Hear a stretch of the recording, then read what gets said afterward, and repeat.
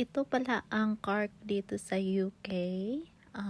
First car ko to dito sa UK at birthday gift ng asawa ko.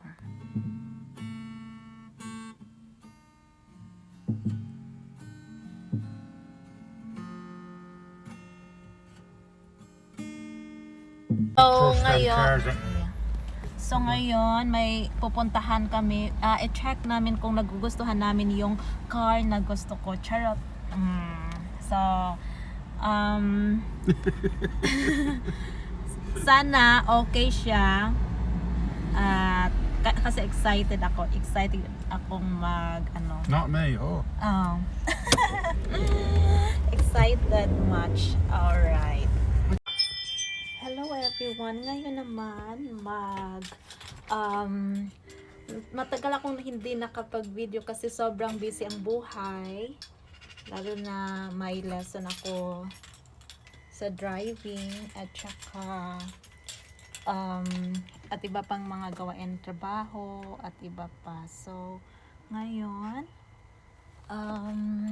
pakita ko sa inyo ang gift ng asawa ko at my first car here in UK. So, heto na ipakita ko sa inyo ang first car ko dito sa UK. I'm so happy talaga kasi I love everything about this car. At saka pulang-pula ang sasakyan ko. Kaya sabi nila na pag red daw, ang sasakyan, damit, ganyan, hot na hot. So, diba? Hot na Pinay dito sa UK. So, what I really love this car is automatic siya, tapos electric. So, same din nung sasakyan ko sa Pinas, automatic. Kasi I love automatic. Kasi madali lang siya, easy to maneuver lang, diba?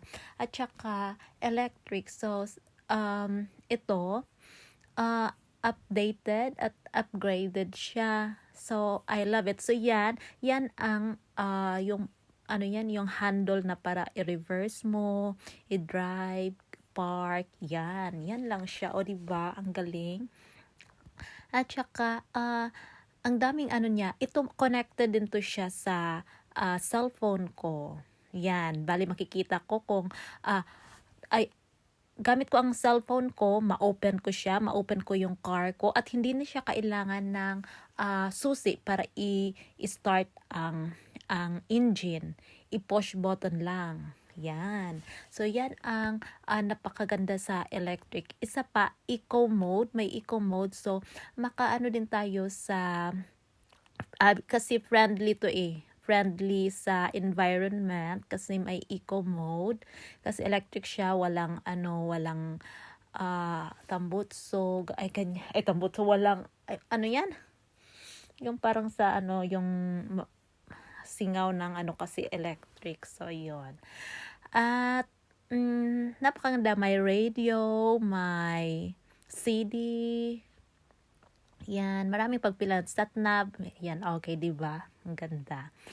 Tapos, ang napakaganda nito ay pedal siya. Bali, kung gusto mo lang na isa lang gamitin mo na paa, yung accelerate lang, kasi automatic siya brake. So, kung may mga dumaan ng mga tao sa harapan mo or malapit ka na mabangga, automatic brake ang ang sasakyan mo, ganyan, o diba? So napakaganda kasi itong sasakyan na to electric is very quiet. So pero may magbip-bip naman pag may dumadaan para ma-alert yung driver. Yan. So happy talaga ako. Dream ko lang talaga na may sasakyan kahit 2-seaters, pero ang nakita namin ay 5-seaters at saka malaki din ang boot. Yung sa niya sa likuran.